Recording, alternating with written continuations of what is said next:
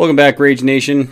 So real quick shout out that I want to give people is one of our friends from Charleston, South Carolina started creating a bunch of tokens and a bunch of widgets and a bunch of other things that people need for their wargaming needs. And he does this with his awesome 3D printer that he decided to pick up. He started an Etsy page. It's called bardingtokens.com. And if you go to that, you can get lots of things for Malifaux. You can get steppers. You can get tokens for, your corpse drops and schemes. You can also get base identifiers for things like Warhammer Underworlds, D&D identifiers, and lots more. He even creates things like dividers and things that you can put in your foam. So check them out. Really decently priced, and I'd highly recommend it. Just good, solid printing that'll definitely help in your tabletop gaming needs. If you want to support the show, make sure that you use the code RAGEQUIT. Once again, that's at bardingtokens.com. Now, on to the show. Welcome back, Rage Nation. Definitely not PR friends. Myself, Pete. He needs to stop, fucking getting cute with his pick. John the Mountain Man Stokes. You're not putting them on my models, motherfucker. Chris the Non-Tech Asian. Put the tape measure up and get some wages. You really frustrated me. You walked away and you came back and your scalpel had been thrown across the room. I'm just here so I don't get fined. I will share with you my one rage quit story. That I'm a robot and I don't have a solo personality. This is going to be a really great opportunity for everybody to see how you effed up. Welcome back, Rage Nation. We're back, ready to record, and getting a little stir crazy in the house still. Yeah, this is a boring time to be alive. Well, not only is it boring, but Chris, you're in a little pain right now, bud. Yeah, I know. I haven't been keeping as good a track of my diet as I have, when I'm not locked in my house. I just kind of eat whatever, just kind of graze. And so I'm eating stuff that I shouldn't, and then I got kidney stones again, so it's sucky.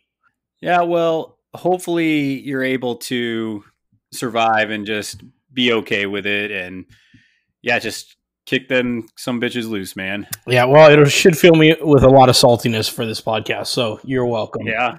World.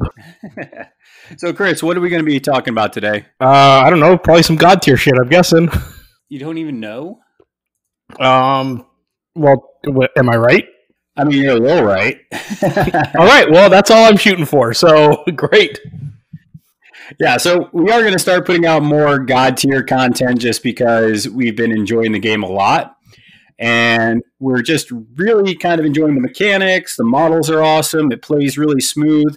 So this first Godtear episode that we're going to focus on, we wanted to look at the classes because there are 4 specific classes. And I think off of our limited exposure, Chris and I both have opinions about which classes we like, which ones we think are more the game leans a little bit towards. Which ones we want to like, but they suck.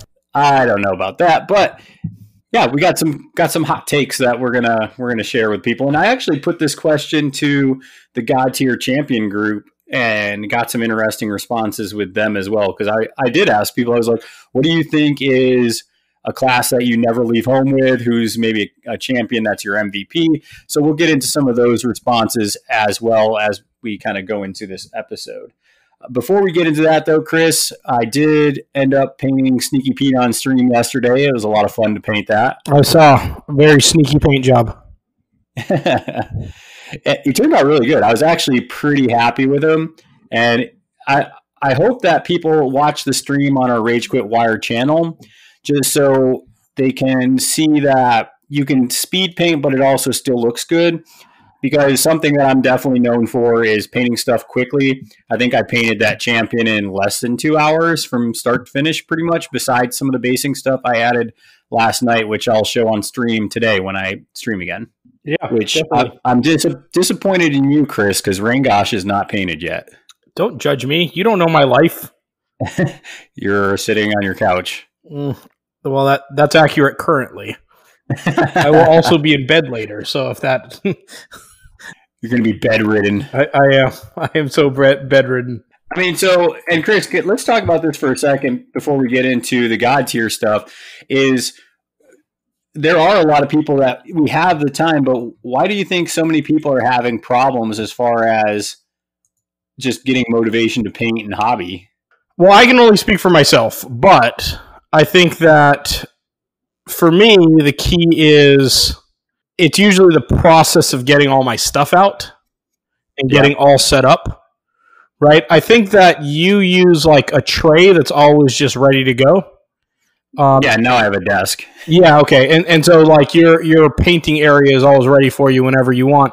I paint at my coffee table when I'm like doing other stuff. And so for me, just kind of going through the effort of getting everything out, I'm like, well, how long am I going to be painting? Do I really have, like I make up excuses, right? Just like anybody. And I think that if I had like a paint station set up, that would probably help me out a little bit. Yeah, and I was listening to what was it? Three Guys in a Podcast. Is that the one that you recommended me? Three Guys in a War Game. Yeah, Three Guys in a War Game. Yeah, that's the one. So I actually listened to their last one. They did an episode on contrast paints, and they were talking about how some people just have all this time and yet they're still not hobbying, and some of the hangups on that. So I thought it was interesting to see why you're having some of those same hangups. It is kind of a mental challenge to kind of keep moving forward with goals as you're kind of stuck inside. Yeah, I think I'm just going to get like a little, like, those little trays that you think of when you see a movie where they serve someone like breakfast in bed or whatever. And I think I'm just going to get like a little tray like that and then just have all my stuff set up to where I just have to take the tray out and I'm good to. Well, I can actually give you a tray because I have one, that I'm not using just because I have a paint rack that I got for all my paints. Well, here's the thing. I would love to accept that. But then I feel like if I don't paint, you'll have that to hold over me. Like, hey, I gave you that fucking tray. So I don't know if I want to take on that sort of beholdenness to you. And I will say, since I started painting these champions, that the champions and the followers they're fun to paint. And for me, it's really easy to paint them because there's so much character in the models that it's just cool to pull that out of the model. And there's only if you look at the champions and the followers, there's only maybe 4 to 8 models. What's the most models? You have 5, 6, 7 models, I think, are the most in the champions boxes. So it's not too daunting to paint. Yeah, it's nothing overwhelming. And you batch them out to where you do it assembly line style. So that's all good. Maybe one day you'll go down in history with all of these streaming paint jobs. Like, you'll be the Bob Ross of miniatures hobbying. Man, if I could have a pop of myself, that would be awesome. Yeah, you just paint little happy accidents. Yeah, I need to get him, like, one of those pops of him. That way I can have him as, like, it's almost like a shrine set up around my paint stuff. So, a little Christmas idea for you, Chris. Okay, I'll keep that in mind. All right, well, let's get into our main topic, which is all these classes. So, obviously, we have Maelstrom, which they focus on killing followers. We have Slayers that they get extra points for killing champions. We have Guardians who get extra points if their banner is still on the board at the end of the turn. And then finally, you get Shapers who get extra points for making a claim action. So, let's just start off, Chris, with our initial opinions of each of the classes. So let's start with Maelstrom. So what do you think of that class overall? That's a class I just haven't really played with a lot. I do have Blackjaw, so I'm going to get into them. You've played with them more, so I'll kind of defer to you on this one. But I do like the idea of being able to target the followers and getting extra points for that because I feel like it's a little bit easier to kill off the followers than it is to kill off the champions. Yeah, so there's kind of 2 arguments that I saw on Facebook when I posed this question. And there were some people that said Maelstroms are like an auto-include. And the reason why they said that is because they thought that, like you just said, the followers are easy to kill. So instead of getting 1 point, you're getting 2 points. And that can add up a lot over the game, right? Because a lot of those followers are easy to kill and they're easy pickings. Plus, if you have a Maelstrom character, you're allowed to kind of bully the zones a little bit more because they have to be careful of where your followers are or their followers are going. So that allows you to kind of bully where they can position those followers and they can't.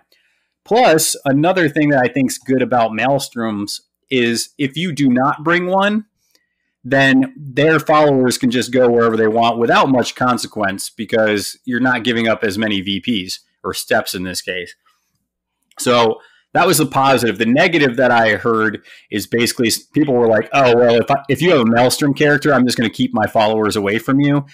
And my counter argument to that, though, is if you're in putting yourself in a bad position to stay away from the Maelstrom hero or champions, then that's a win for the Maelstrom because now your followers are not helping your champions achieve their goals. Yeah, that makes a lot of sense. And that's kind of, at least from what I've seen, what tends to play out. Because it's hard enough just managing where your champion's at. It's much more difficult when you have to kind of juggle where the followers are being put in placed. Yeah, and if you want to look at this kind of stuff, and it's a little skewed right now just because the only events going on are off of Tabletopia, which if you're interested in that, check out the episode where Chris gets a nice little rant on our battle report on our Rage Quit Wire YouTube channel. But yeah, we might have to... It's a little skewed right now. Good. We might have to create a new channel called, like, Sportsmanship and Having a Friendly Time. Because apparently Andre McInnes, I believe is his name, so shout out to him. He doesn't like the amount of whining that I present. And and I was like, well, it's not called the Everybody Stay Calm and Have Fun podcast, you know? Yeah, it's not called Sportsmanship 101 Wire. We're the Rage Quit Wire! you got to stay on brand. Yep. But looking at the battle ladder, it's a little skewed because it's only the Tabletopia, and Tabletopia is missing one of your favorite models, Rangosh, and also missing Blackjaw, and there's a couple other models that they can't get on there yet, but I think they're working through that. And apparently that was on Tabletopia's end, not Steamforge's, so they're kind of just tweaking it. But looking at it, I'm looking at a lot of the stats because I like looking at stats and looking at Battle Ladder, which is the akin to Longshanks for Guild Ball. And it seems like most people bring one Maelstrom in their fights. And I think that's generally a good idea because I feel like the games that I don't bring a Maelstrom, that the followers do take advantage of that more. Whereas when I have somebody like Grimgut's kind of the Maelstrom that I'm leaning towards. I actually kind of like what he does. But Titus is also really good. They do a really good job of just getting their points usually on their ultimate turn. Like I was playing against Josh Hatch, and that was a really fun game I played with him. And Grimgut just slides in, hits his ultimate, which is called Buffet, and he just ate the crap out of 3 of his followers, and I got 6 points off that. So they do have a really good ability to punish your opponent for not positioning their followers well. Yeah, I just think that it's so much easier to get the followers than it is to get the champions. Yeah, I mean, you're not wrong. There's a lot of those followers that are they're easier to kill. That's the basics of it. So if you can get 2 points, plus if somebody brings Grimgut, I feel like you need to then definitely drop a Maelstrom. That way you can get at least a point for killing the Snotlings or the Wretchlings, whatever they're called. Yeah. So I do think Maelstroms are important. And Maelstroms are fun to play just because I think that, Chris, you would like them. I know you haven't experimented with it yet. We were going to, but then, kidney stones. But I think you would love Blackjaw and Rangosh on the same table with some other flex class with you. Yeah, I agree. Because then you would be killing champions and you would be killing followers. Yeah, so speaking of killing champions, I have been disappointed by Slayers. You want to go to the Slayers, huh? Yep. All right, speak to this a little bit and talk about the Slayers you have actually played. So I've played Lorzan and I've played Morgan. Morgan just sucks. Like, Morgan is fucking terrible. Okay. Couldn't kill a fucking thing. Lorzan, I mean, I had to commit everything to kill one model, but still, not. Yeah, I have not enjoyed these Slayers. I feel like the champions have a significant number of boxes to where it's not worth putting all of the activations into trying to kill them. And I also feel like with the other models, their abilities are like inherent, whereas the Slayers, you're rolling for it. So, for example, with who was it? When you were playing Half Tusk, right? Yeah. You can just heal 2 points every single time, and you can just do that. You don't have to roll for it or anything like that. So there's a disproportionate balance because I'm not automatically able to get hits off on you unless I use that ultimate play. I want to say play because I'm thinking of Guild Ball, but it's my ultimate action. Action, yeah, that's what it is. So unless I use the ultimate action, but you can only do that one time. So I feel like for the Slayers, because you're having to roll so big and crack so much armor or get past evasion, that the amount of dice, the swinginess of the dice, make the Slayers not as effective in what they're trying to accomplish as other classes are in what they're able to do just inherently. Yeah, I think it depends on how you set it up. I think that Slayers are hinging on getting help from the other classes. I think that they have to get some kind of setup, whether that's through themselves or with another character, another champion, to pull off those kind of things. And Slayers are more reliant on dice, like you said. It's one of those things where, and I was talking to Josh about this in the game we played, because he was playing Lorsan, and he's like, yeah, man, either she's the MVP or she has a sad day, because if you're not hitting with her shots, then it can just be a bad day. So I think you need to have a champion that you can buddy up with a Slayer that is just going to help out. And I did that. I played Sneaky Pete, and I had a blast with him, and he actually ended up killing Wraith. What's his name? Wraith Madrin, whatever his name is. Yeah, that guy has too complicated of a name. But I'm just going to call him Wraith. So anyways, I ended up killing him with Sneaky Pete, where I actually did a place 2 tiles away, and then I did my ultimate to place right next to Wraith, and then I smashed him and stabbed him, and then I threw him 2 hexes away, because when you knock out a champion, I think the bigger thing than the points is you actually get to move them 2 hexes away. And that was a big deal, because it made it where the player I was going against couldn't basically come back in and claim during the next plot phase, which ended up losing them the turn in the long run. So that's, I think, the bigger point is you want to look at, okay, this champion's about to die.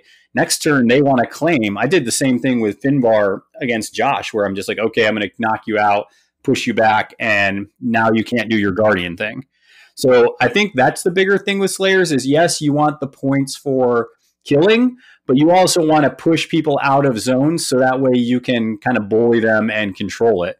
So I do like Slayers, especially Sneaky Pete, and I think they have their spot, but they do need a little setup, and you can't just go in and expect stuff to die. And you're right, I am underwhelmed with Morgan. She does seem more like I don't know. She's like a shaper, but she doesn't shape the battlefield. It's kind of weird. Like, I agree with you that it's kind of hard for her to kill, especially hardy champions. It's hard for her to kill a hardy champion by herself. I feel like she's the support. Like, if you put her with another Slayer, then yes, I think you're going to kill stuff, because she debuffs them so much. But as far as killing stuff for herself, I didn't see it, and she ended up just getting smashed twice in the game I played with her. Yeah, she's not good. But, to me, though, that's your typical starter box champion, right? Like, you want a good, like, okay, they do some cool things, but usually you don't put your really spicy stuff in the starter, right? So I get it. I am so happy that I did not buy that Morgan starter. If I had bought that Morgan starter and had that experience, I would have been so pissed. Yeah? Yeah. So okay. I am thrilled that I did not buy that Morgan starter. But are you planning on picking up one of the starters? The other one, I guess. Who's in the other one? The other one has Titus and Finbar, which I think you'd like better. Sure, yeah. That's the one that I would grab. But I mean, right now I've got six different champions, so I mean, I don't need something immediately. Let's start getting some income going first before I start buying more. Yeah. Well, let me ask you this, Chris. So obviously the one that you want to play the most, but you haven't been able to drop on the table is Rangosh. But at least looking at his card, why are you really excited for Rangosh? Because hopefully he can actually kill some stuff. Okay. Also, he's like a Balrog demon, so that is just neat. He does look cool. I like his ultimate where he basically just charges 2 hexes and places 2 wounds on an enemy within that range. Yeah. Which is right up your... Because you're like, I don't even have to hit. Yeah, I just want to be able to do what I want to do, which is kill some things. Let's see here. He does extra damage. He can slow people... Or no, he can lower their evasion, which is actually pretty good in the plot phase. Let's see what he's doing here. So he has Jawbreaker, which lets him... If he hits, he's doing 7 damage dice. And then Whiplash, he's throwing 5 damage dice around. And he actually moves people around with his whip. That's kind of cool, too. Yeah, and I really like that element where he's able to kind of reposition people because this game is very much a positioning-based game. So this will actually kind of go into the next class that we're going to be talking about. But you know, those shapers, I've really enjoyed the shapers from the standpoint of how they can change the board. Like the game that we played where I was able to pop that ultimate action with Shale. And yeah, we'll talk about that here in a minute. Like I like the idea of being able to have that element. I would much rather have Rangosh with some movement and being able to rearrange the board a little bit than Morgan with the debuffs and the blights. Yeah, and I think that's the cool thing about the champions is they do fit play styles. Like I'm not going to play Rangosh that much just because I'm not a hammer and nail kind of guy. I'm more like Sneaky Pete, where it's like I'm going to come around the flank and kind of stab you in the back on the battlefield type guy. Whereas, Chris, you're just going to run up to people and be like, I'm going to smash you. Oh, you're trying to run away. Come back here. Yeah, that's what I like. So, and that's what I like about this game. There's a lot of different play styles and the different combos you can get with the different champions. You can almost mold it to your play style, which is really cool. So let's go ahead and get into the shapers then. We talked a little bit about the negative and positives of the Slayers, and I think there are a lot of positives. It's just, like you said, I don't think you can't bring 3 Slayers. It's just not, probably even 2 Slayers, you're not going to do what you might need to do, even though if you really like that playstyle, there's nothing stopping you from doing it. But let's go ahead and jump into the shapers then. So what do you like about this class? You were talking about the games that we played, so why don't you kind of make that picture for people? Yeah, I just like that they're able to rearrange the board to a greater... So you're talking about Shale's Ultimate, right? Yeah, Shale's Ultimate. So the way that Shale's Ultimate works is you are able to move those hexes in whatever order, to within 3. And so you can kind of actually start spreading out the placement of those hexes. You can start hedging up and blocking the way of the little minions that are following their guys around. Like there's just cool tools that they're able to use to remake the board in a way that is more functional for you. Yeah, and you did a really cool job of Shale's Ultimate where you actually took Half Tusk, which is the model you were trying to kill, and you moved Half Tusk towards your champions, and then you took the rest of my basically champions and followers, and you moved them away, and we were basically at that point playing a different scenario, right? Where it's like, okay, Half Tusk is going to die, and he did. And now I have to somehow figure out how to get my followers in a better position.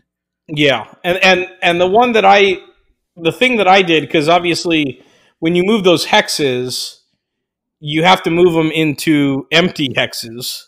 So yeah. I wasn't able to move your followers, but I was able to rearrange it to where the followers were just blocked off. And so all of Grimgut's followers, and so it enabled me to do this thing basically where I had Half Tusk to himself, and then Grimgut and his followers were away, and didn't have to worry about them that turn, and that was just very fun. I really like Shale. Like Shale's cool, and Landslide is going to be very productive as we move forward. Yeah, and the shaper that I played a couple times is I played Naya, and she's the one that comes in the box with Morgan. And Naya actually is pretty cool because she basically can move boons around. She actually copies them. So that's kind of something cool that she does. She meditates to hit better. She's actually the one that ended up killing Lorsan because I was basically to a point where Naya had a 5 defense, so she was really difficult to hit. And basically her and her Quartzlings were just punishing Lorsan and ended up killing her twice. So and this is the issue that I take, right? Like, that just doesn't make sense that you should be able to take a shaper and hunt down multiple times a Slayer like that. It tells me that the Slayers aren't strong enough. Well, and that's just something where you got to look at, I think, the dice, because other Slayers, she wouldn't be able to do that to as much. But the fact that if you can hit Lorsan, she only has like 1 armor. Yeah, but so that's with Morgan. Yeah, but that's the thing, though, is there's with these champions, and I was talking to somebody about this on Facebook, where the champions not only do their one thing, but they also tend to lean a little bit towards another part of the game as well. Sure. So some are like shapers, but they also lean maybe a little more towards a Slayer, or maybe they're a shaper and they lean a little bit more towards a Maelstrom or a Guardian. So there are some of these classes where they play almost 2 roles, and I kind of like that, though. I don't want them to just be good at the one thing. I want them to be flexible enough where in-game I can switch, and now I'm playing almost like a Guardian instead of a shaper, which is cool. But the thing I like about her, like you were saying, Chris, is I like her ability to manipulate the board. And when I was playing against Wraith, it was the same thing, just how much he could change the board. And she actually does something where she can choose a Quartzling, and if it's the only model in the hex and is adjacent to an objective hex, you can replace it with an objective hex. So basically, you can make more objective hexes. So that's just something that's cool, that once again, you're kind of forming and shaping the battlefield. So I like shapers a lot. I'm kind of leaning more towards a Guardian, Maelstrom, shaper combo, but we'll talk about combos towards the end of this. So I like shapers a lot too. They're a lot of fun. Yeah, I definitely, the shaper class has kind of won me over. And I haven't played with Naya, but my understanding is that Naya is like an MVP. So she can be. I think a lot of people like her. Other people really like Shale. I think a lot of people are leaning towards Shale as a shaper. Oh, I definitely am. So what are some of the downsides of the shapers, though, if you've seen some so far, Chris, or if that you just think they might have a downside? I don't really have a lot to knock on them. I mean, I'm sure as I grow in experience with this game, I'll find things that I dislike about them, but so I like them.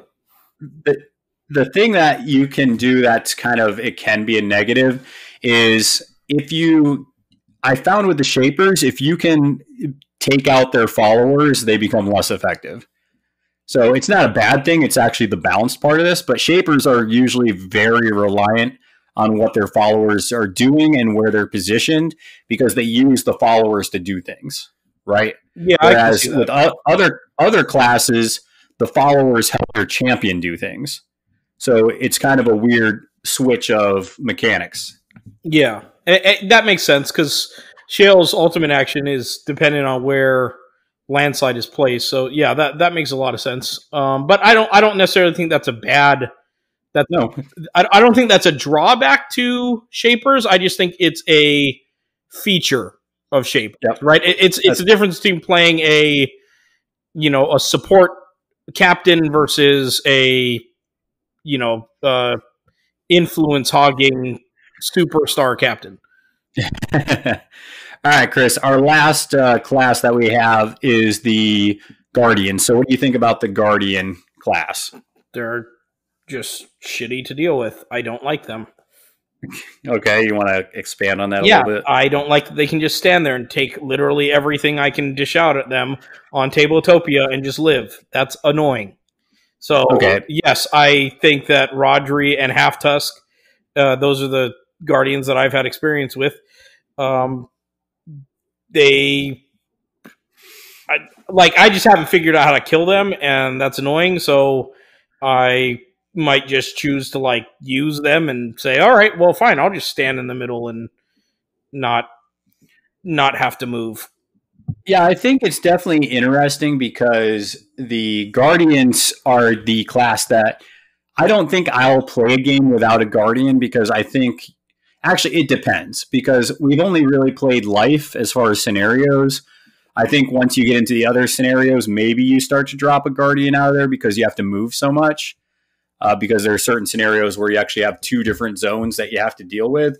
So right now, though, in my experiences, I like Guardians a lot just because they do hold down where you want them to hold it down, and they help position. And scoring that banner, if you get 5 points instead of 4, is pretty big. So it's just one of those things where I think Guardians are good, and they are hard to deal with, and they are tanky, and that's kind of their design. Well, and the other thing that I think is very positive for them, and we talked to Jamie about this when he was on the podcast, was he said, make sure to put your banners out, right? Don't waste that opportunity to put down your banners. The difference is with some of the other champions and classes of champions, they would really like to be doing something else with those actions instead of just putting down a banner because they want to set up what they want to do, which is kill a champion, kill, their followers, whatever it might be. Whereas it's very helpful to the Guardians that what they want to do is already they're not losing out on accomplishing their goals by putting out the banners. Whereas with Slayers, I definitely think they are, right? That you don't want to use those actions that way. You want to be doing some other things and putting blights out or boons or whatever. And so it's costing you something to make sure your banner gets put out.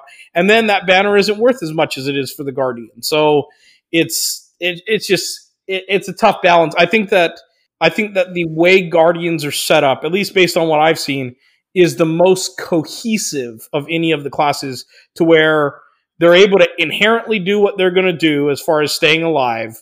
They already want to put down banners and get rewarded extra for doing so. And then they can just kind of stand there. I'm irritated with the way Guardians are because it's so the antithesis to what I want to do. Yeah, and like I said, I think that in central objectives where everything is happening at this one point, Guardians are really strong. But I think once we start playing more scenarios where it's divided or it moves or evaporates, or just when the battlefield starts to get manipulated and changing, that's when I think Guardians lose some of their power, depending on what's going on. For example, Chris, when you hit Shale's ultimate and all of a sudden the stuff I wanted to guard was not where I wanted, you had my Guardian out of position, and that's part of the thing that I think is their downfall. Once you get them out of position, they're very lackluster at that point. For example, I played Josh and he had Finvar. Once I got Finvar out of the objective hexes, he's not rolling as many dice. He's not rolling +2 dice for being on an objective hex. So that's just one of those things you have to think about where you have to, one, stomp their banners. So it is worth, one action to go ahead and stomp some banners. And then also just getting those champions and positioning them out of the way. That way you can move them. So if you see somebody drop a Guardian and you drop next, it's probably good to go ahead and get somebody that can move models around. That way you can just taunt them off the objectives. You can pull them. So that whip with Raingosh, you could actually whip somebody off of an objective hex. Yeah, whip so it that's good. That's just some of the things you got to look at, right?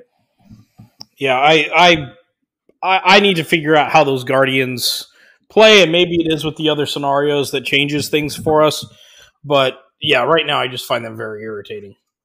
And yeah, like I said, anytime you have a fight, and this is any game where you have a mosh pit that's going to form, your tank is going to do very well because they're designed to sit there and go with that ebb and flow of a central battle. But once you have a more diverse, spread out kind of scenario, that's a little lackluster, especially some of the, especially Rodri. I mean, he's really slow.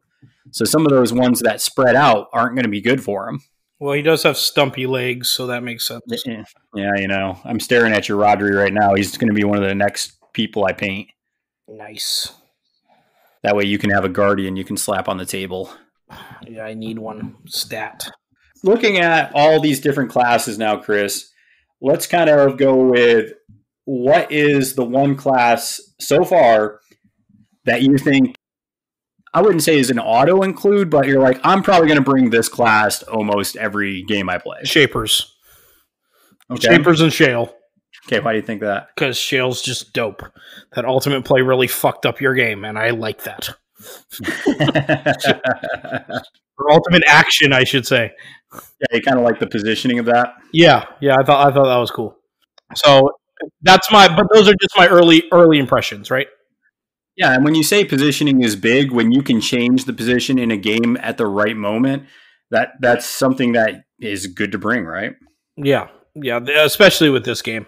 It's too important as far as where people are positioned and how those objective hexes are operating and all of that kind of stuff. It's too central. So we'll be continuing down that road. I think my class that I'm going to bring pretty much every time is the Guardian class. I like the control of it. I like to be able to take some hits because unless you spike on dice, those Guardians aren't going anywhere anytime soon. The only time I've seen Guardians go down real quick is just when somebody rolls like 6 dice and they get like 8. And I'm just like, yep, okay, I'm down to like 2 wounds on my Guardian now. And then they take Loris on and do auto 2 wounds, or Sneaky Pete comes in and does an auto wound. So it's just they're tough to get rid of, and they can just kind of stand their ground. And they also can help me position what I want to happen on the board. So I like Guardians a lot. They're probably my favorite class. And not only that, they're my favorite class aesthetically. A lot of the Guardians, I'm just like, yeah, that's a cool model. I love the Half Tusk model. Rodri's really cool. So any of those classes are just fun for me to play, or any of those models in that class are fun to me play. Well, that is bad news for me because that is very annoying. So looking at that, Chris, going on the opposite side of this, which class are you like, I'm not such a huge fan of this class, and maybe I'm going to kind of not play that one as much? I don't know that I'm not going to play it, because that would just be like the antithesis of my soul. Yeah. But I'm very disappointed with the Slayers. Like the fact that the fact that in every game that I've played, I'm not able to slay stuff is irritating as all hell. I think something you need to keep in mind though is that slaying can look different in Godtear. Like I think you're used to going, I'm going to go into this model and kill it now. Whereas really in Godtear, that's not the norm. I feel like the norm for killing a champion happens over the course of a turn and a half. See, but the reason why that doesn't work and that's not balanced is because in the meantime, the other classes are able to be accruing points like every turn.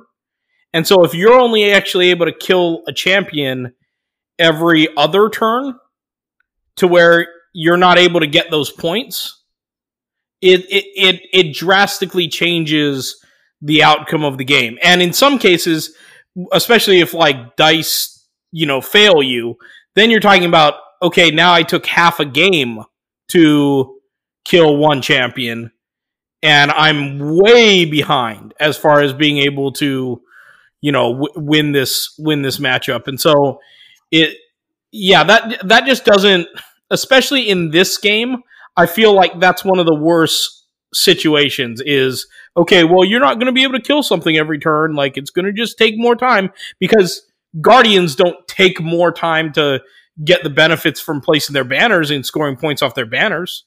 The Maelstroms don't take more time at getting points to kill off, the followers. Like, it's just it's not fun if you can't kill something on a turn. If you can't focus the firepower of your Slayer plus their followers, for instance, or maybe you get a buff in there and then be able to actually kill something each turn, then you're going to have a big problem, and that means that the Slayers are actually underpowered. So I don't know what's the new Longshanks for this called again? Battle Ladder. Battle Ladder. I don't know what Battle Ladder is showing, but I'm guessing that it would show that the Slayers are at a big losing, that they're toward the bottom of those percentages. And that's just fucking annoying for me personally, because obviously that's not how I want to play. I don't want to do the other things. I want to kill stuff. So I'm fine. I have to adjust. I have to play other things, but that doesn't get me as much of what I want out of a game to tell any player, well, your play style doesn't work well in this game, change your play style, is actually a much bigger ask than people think, because people don't want to do that. People gravitate toward a play style for a reason. I think that you just have to change your mind in the way you're using them. Because, for example, when I was using Sneaky Pete, basically I had Half Tusk punch Wraith in the mouth and got him down to, I don't know, is maybe 5 wounds, 4 wounds. And then I used Sneaky Pete to finish him off. So I don't think the power in the Slayers is to do all the damage themselves. I ended up kind of picking off a couple of followers with Sneaky Pete and his crew. I also used his abilities to kind of position. I even planted a banner. I claimed one. And I think that you just have to kind of be like, okay, I'm going to kind of do this side stuff, get my kind of points for claiming, get my points for taking out followers. And then once this champion's weakened, then I'm going to go ahead and go finish him off. So I think you need to kind of don't just put all the classes into one role. Use them to help each other out. And then once you got that kind of prime situation where there's only maybe 4 health left on a champion, that's when the Slayer is going to come in and probably kill. So I just think you need to kind of, unless it's Lorsan or Morgan, well, then they'll just whiff on the score that they need to get done. I would say Lorsan's actually pretty beastly when you're doing that. I mean, the game I played against her, that wasn't you. She came in, she maneuvered, she got in my back lines, she ended up, trampling 2 or 3 of my banners, and she ended up killing. Did she kill Half Tusk or was it another? She killed some model, but then I smoked her twice. So it's one of those things. I rest my case. Well, yeah, but I just think Naya was good to kind of set up to do that with her and her little crystal dudes. Whenever I've seen Lorsan or heard about Lorsan, I never really see more than 2 damage being done on activation, which I just don't find impressive at all. And so I think that there's some strength with that, because when you think about her doing an audit, like if she hits, she does a wound. That means she's basically, as long as she hits, she's going to kill a follower. And that can be a big deal, especially if the followers have high armor. So I think that you just need to, once again, you're kind of putting them in a hold of one role, but there are certain counters that it's like, oh, against these armor 4 followers, she's really good because she can just kill them all. And now Naya doesn't have anything to do because her 3 crystal golems are dead. So I just think that you got to be careful about just saying, hey, they should just kill champions, because that's not what they're going to always just be good at. Yeah. So then they should be called Maelstroms, but okay. Okay, so, well, I mean, because they do have some good abilities to kill champions as well, and there's certain abilities they have that are just against champions. And I did see somebody on Facebook say that, with Slayers, they should have an ability that's really good, but just against a champion. So, like, maybe one ability that's strong that says, you get extra wounds if this is a champion. So maybe +2 wounds on the model if it's a champion. Well, I think that the default should be that with any of the classes, that their ultimate action gives huge bonuses for doing what they're intended to do. So you should be getting, if you're a Maelstrom, you should be able to get huge bonuses on the ultimate action for killing followers, obviously for killing champions with the Slayers, for banner related stuff with the Guardians, and then for being able to move things around with the Shapers. Like, that just makes sense that you would get huge bonuses with the things that they're intended to do. But we'll see. And obviously, I mean, I'm going to keep playing it, and we'll find out, where that is all balanced out. Are you ready for the top 5 models on Battle Ladder right now? Sure. So this is best win percentage when they are active. So that means that they were selected in the game. So obviously, we don't know how they performed in the game, but we can tell how many games they were on the winning side. Okay. So Shale is number 1. Shale's at 75%. I could feel it. I could just feel that. But there's only 12 games with that recorded because Battle Ladder is pretty new. I think it just popped up within the last month. So obviously these numbers are fresh. So there's a bigger opportunity for, that to be, I think, what did he put? There's a 20% margin for error so far with this just because of the sample size isn't as big. But next, number 2 is so that means Shale could be like a 95%. Maybe. So Lorsan is next with 59%. I think that's a lie. Go ahead. Wraith is 58%. Okay. Finbar is 55%. And then pulling up number 5 is Rangosh at 54%. Okay. I don't understand how Lorsan is so high on that list, but whatever. And then Sneaky Pete is 50%. Because I told you, I think that you just have to realize that when you see an opportunity that can get you points, it doesn't matter if it's just 1 point from killing a follower, because now they're going to have to waste an activation to recruit, and especially Naya. Naya wants to have all 3 of the crystallings, quartzlings, whatever they're called. She wants to have them all alive. So if you kill 2 or you kill all 3, she only has 2 actions. She gets 3 actions when they're all alive. So then I got to waste actions to recruit to build back up, and yeah. So I just think you need to look at it as, okay, how can I score points, not just, okay, I need to kill shit. Yeah, that's just against my. I know. You got to be flexible, Chris. I don't want to be flexible. I want to kill shit. I'm telling you, bring a Maelstrom. I think you're going to have a lot of fun with those Maelstrom characters. Yeah, I think I will too. All right, so Chris, what are some combos that you think you're going to start running as far as the classes? Which combos are you excited to try and you think will work pretty well? Shale and Rangosh. I'm super excited. Let's not even get specific as that so far. Let's just talk about like Slayer, Guardian, Maelstrom. Like fine, Slayer and Shaper, I guess. But non-specific. And then maybe a Maelstrom in there. Maybe, but non-specific. Like, I'm not thinking of any specific models at all. I'm not thinking about specifically pairing Shale with Rangosh, so that we can be more vague.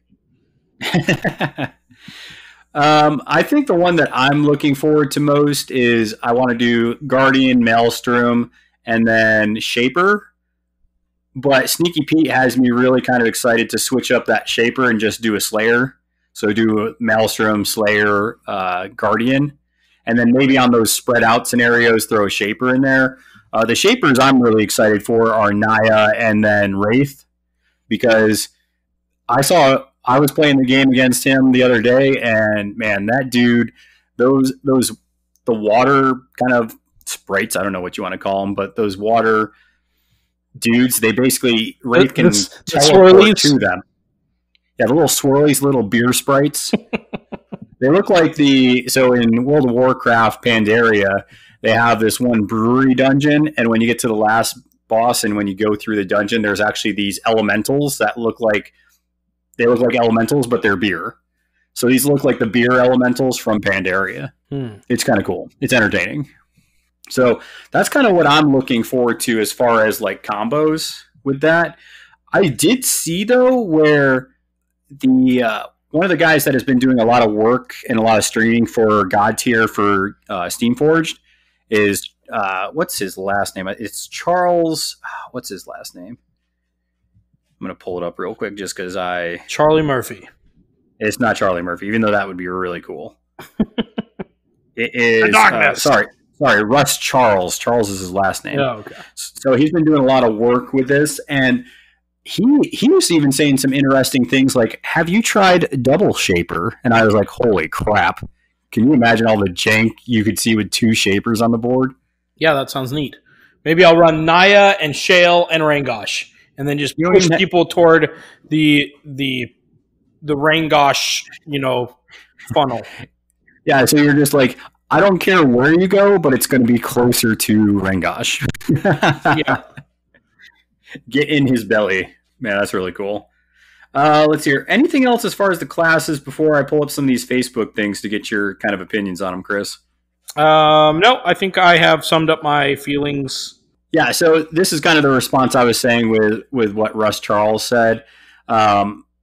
He said that he thinks it's almost impossible for him to not take a Shaper, just because it's a good support class. It kind of helps with what you're doing.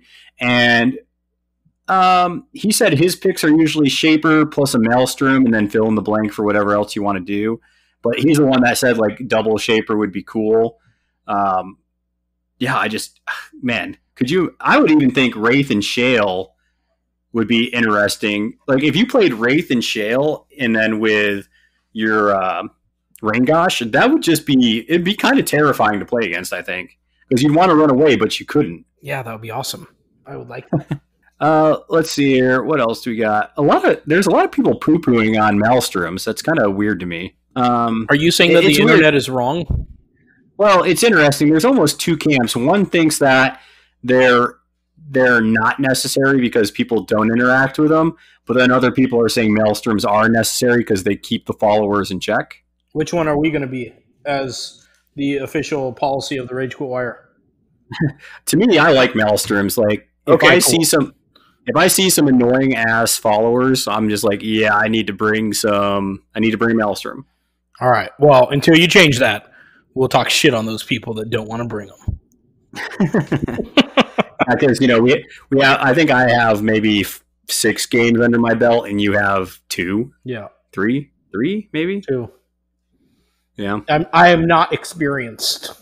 Yeah, the general consensus I'm seeing is people are like, I'm always bringing a Shaper. Mm-hmm. And to me, that makes sense because Shapers are good support champions. They help do a little bit of A, a little bit of B, and then sprinkle a C. Also, Shale has a 75%, potentially 95% win rate. Yeah, right? Ooh, you know your boy Dixon, right? Yep. He said Blackjaw is his MVP. Yeah, see,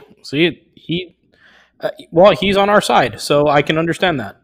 I think you'll like Blackjaw a lot. Blackjaw does a lot of interesting things, and he's aggro, which is what you're all about. Yep, and Ooh, this is kind of interesting. So let me see what you like about this or don't like about it. And I know you don't know a ton about what Naya does, but this guy said Titus, Rangosh, and Naya is a list that he has fun with.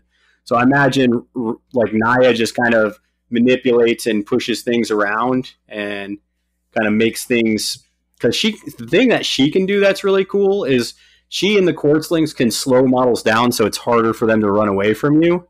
And then you can also do things like do meditation. So you can do Naya's debuffs, which debuffs their to hit and their armor. So, and you can move blights around. So I can move a blight on myself and then copy it to Rangosh. So she just seems like she would be good at buffing. Titus could go around and kill all the followers, and then Rangosh is just murdering champions. Yeah, that seems like a good combo to me. Giving Chris some good ideas to cause pain to people that play against him. Yep. Anything to make a Rangosh work. Because that model's going to have my best paint job. I already can tell you. Oh, yeah? Yep. Fact. I will put more into the paint job in that model than any other model in this game. I did the same thing with Sneaky Pete, right? I just painted the crap out of it, and I love the way that thing turned out. But then you're going to do it to Rodri, I already know. Rodri's got some cool, ginger hair going on there. Yeah. He's a ginge. Okay, Chris, well, anything else about the classes before we kind of start wrapping this thing up here? Anything else you want to say about any of the 4 combinations or anything else? Can I just say something about the game in general? Yeah, go ahead. So one thing that I really like about this game, and I think it will be a good selling point for people, is a lot of times when you play miniatures games, there's so many different interactions, and it's so big that you start getting put into a situation where you're forgetting to do things you meant to do, and you're like, crap, I was supposed to add this on, and I forgot to add this ability, or I meant to say this, and all of that kind of stuff. I love that this game, because of the way the phases of the game work, that you're not forgetting things, right? Like, you're actually putting out a token for each of the boons and blights. It goes on there, then it comes off. Like, you know what's on each of the models. It's the phases break the abilities down into manageable segments to where you're not forgetting something in one phase that you were supposed to later do in another. Like, that's just less likely to happen in this game, and I think it's a really great design success.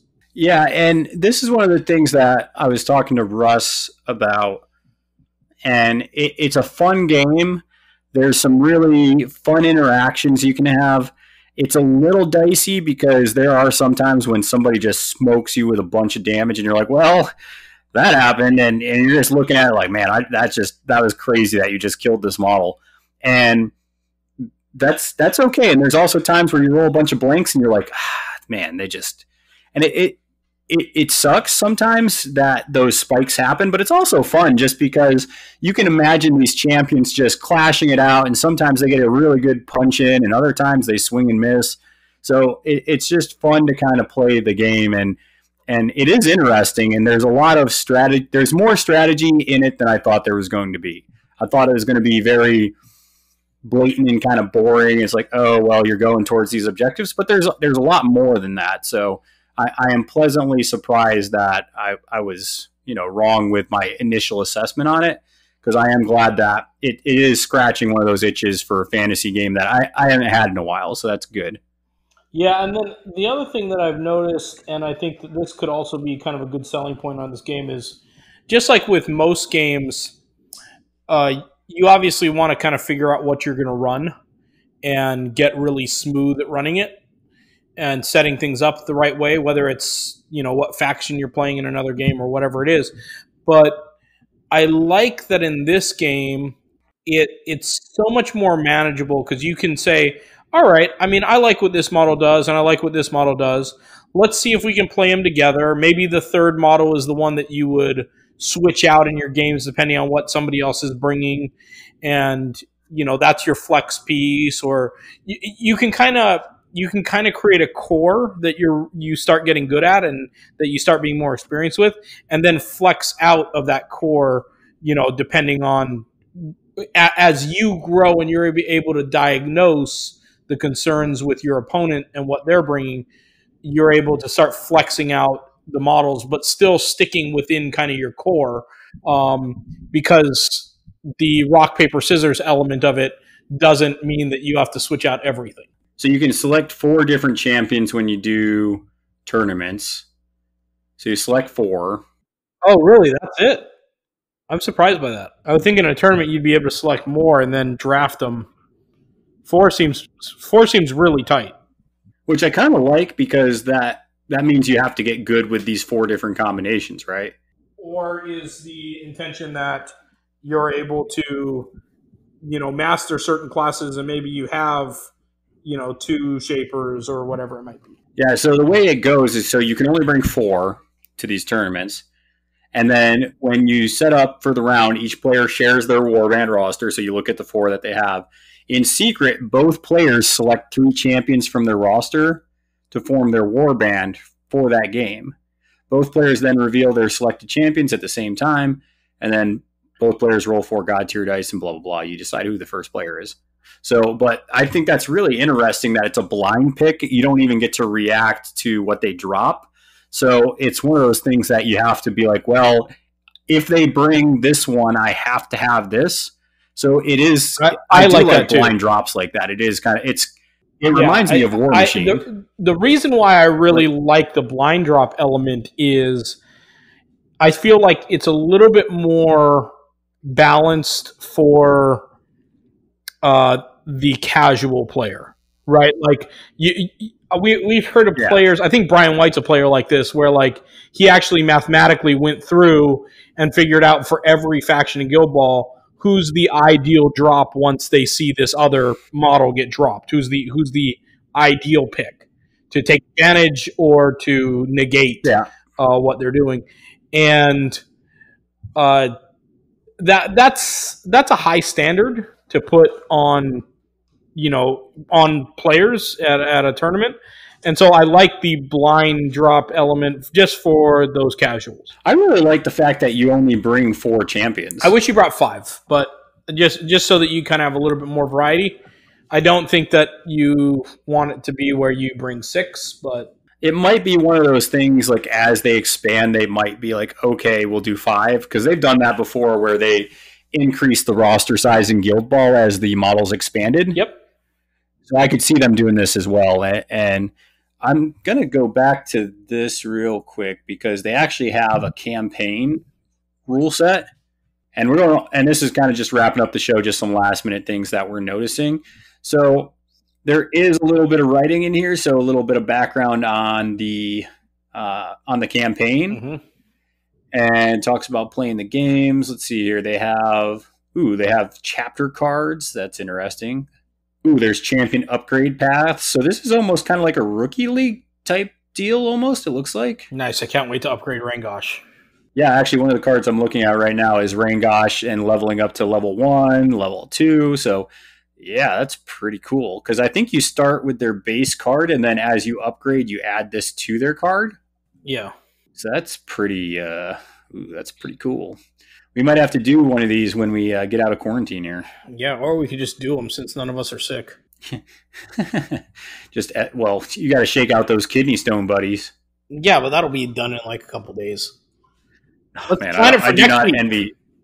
I do not envy you, my friend. Yeah, well, I don't envy me either. So, and just to give people an idea, we are into this game. I'm definitely excited to play it. Obviously, I got into it pretty heavy here. I have 6 champions just like Chris does. And I actually don't think, let me kind of look real quick. I think actually with the exception of 1, I also have Wraith, but every other champion is a different champion that we have. Wait, didn't you get Rodri, or am I the only one with Rodri? Nope, you have Rodri. I just have your Rodri models in front of me. That's right. I'm going to hold him hostage over you. You cannot buy your own Rodri. Well, since none of your exclusive models, Chris, have banners, you can't do claim actions. Yeah, I can. I can make my own banners. Oh, you better use those like Song of Ice and Fire banners or something. That's what I'm going to do. Just paint them for Godtear with like these Stark wolves on them. So, yeah, just once again getting into it, we're just really liking the game. And it's been, I know, Chris, that anytime you invest in a game, you hope you can convince me to play it. And sometimes you're more successful than others.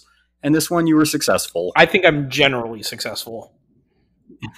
You don't pick, most of the games you pick, except for board games, I can get on board with. Wait, what board games do you dislike? You play a lot of weird board games, man. I don't know. You show me some of these Kickstarters, I'm like, okay, dude. Okay, well, yeah, but all the miniatures games, I've basically got you hooked on them. Yeah, so make sure that you guys are checking out the Rage Quit Wire YouTube channel. We're putting out something almost every other day on there, whether it's painting videos. Also, we're starting to do some gameplay, playing things like Heroes of the Storm, Godtear on Tabletopia. Lots of painting that I'm doing on stream. So if you're looking at ways to paint your models well quickly, I definitely am putting a lot of videos out. And you can probably pick up some techniques on that as well. And just follow us. That way when we go live, you can come on in the chat and just talk and hang out. And if not, at least you can get something out of the painting and different things that we're doing. Also got a gameplay of Zombicide Invaders. That was a pretty cool game. So a lot of cool things going on, posting it on the Facebook page that we have, Twitter page, and then also the YouTube channel. So, and if you want even more, you can find Pete's OnlyFans for more exclusive content. I don't know what that means. Well, it's somebody listening well, and it's hilarious. And then the last thing I will say is that our buddy Nick does have an Etsy page, Barding Tokens. If you go on there and use Rage Quit as the code, you can basically hook us up for, just trying to support the podcast and support what we're doing on the show. And he makes good tokens that you can use in any board game, tabletop game that you play. So go ahead and give that a maybe I can get as well. Nick to print me some banners. Then I can use banners in your face. Yeah, you should ask him about that. He printed tokens for Malifaux for me, so I have a bunch of Malifaux tokens now. So yeah, I'll talk to Nick about that. He's even get to the point where he's printing terrain, so he's doing a lot of cool things with that 3D printer. Yeah, but he's been having some fun with that, I know. So yeah, the next few episodes we're going to do a lot of Godtear content, so you guys can expect that coming down the pipe as we continue to notice more and want to talk about more of the ins and outs of this game. Yeah, Godtear's fun. Hey, make Ty rage quit on our live stream. That would be fun. Again? Yeah. Like as often as you can. I mean, let's put it this way: till the point where you just get that out of him.